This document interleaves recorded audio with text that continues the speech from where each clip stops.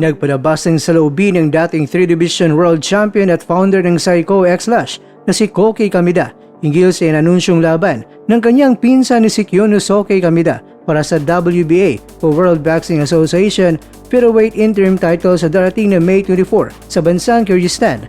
Bagamat interim title lamang ito at hindi kinikilala ng Japan Boxing Commission dahil sa dami ng sinturon ng WBA, iginiit ni Koki na ito ay isang lehitimong world title sa mata ng buong mundo. Hindi rin itinago ni Koki ang kanyang mixed feelings para sa pinsan.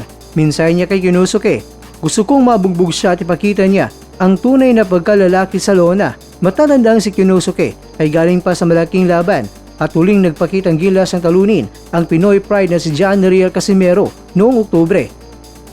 Samantala, personal naman na binisita ni Hideyuki Ohashi, ang promoter at manager ni Naoya Inoue, ang open training session ni Junto Nakatani sa Sagamihara City ngayong April 23 kasamang 4 pang trainers. Masusing pinanood ng Ohashi ang bawat galaw ng banta sa trono ng kanyang alaga.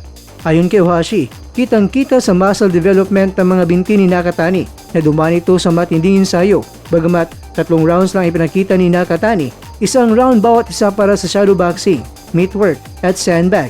Pero sapat na ito para kabahan ng kampo ng monster. Malaki siya at matangkad. Ang kanyang mga suntok, lalo na ang kanyang right at left straight at left uppercut ay nakakatakot, aniya ni Ohashi. Sa kabila ng paghanga sa kondisyon ni Junto Nakatani, nagpakitang gilas din ng psychological warfare itong si Hideyuki Ohashi nang tanungin tungkol sa nauna niyang payat na alam niyang 90% na gagawin ni Nakatani.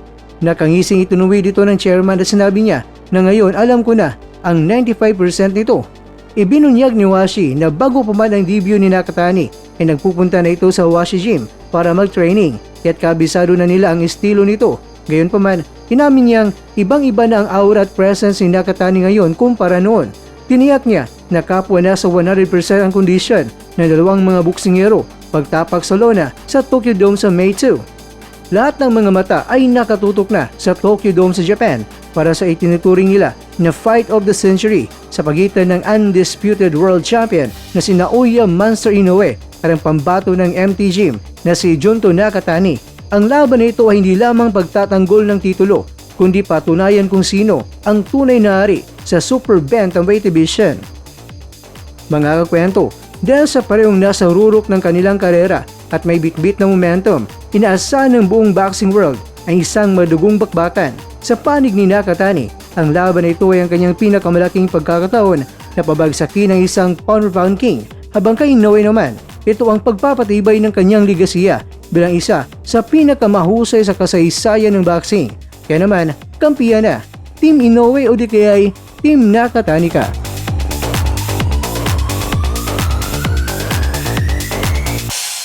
Sa bawat suntok, may pangarap. Sa bawat... Mga kakwento, hanggang dito na lang muna ang ating kwentuhan. Huwag kalimutan na mag-like, share at subscribe. Ako po si Mr. Kwento. Ito ang mga kwentong maaring hindi pa nakwento sa inyo. Tayo ng boses ang hindi pa napapansin ng mundo. Samahan niyo akong busisiin ang bawat kwento at bawat sakripisyo ng mga mandirigmang mga Pilipino. Ito ang kwentong di pa nakwento. Pilipinas para sa mundo. Pilipinas para sa mundo.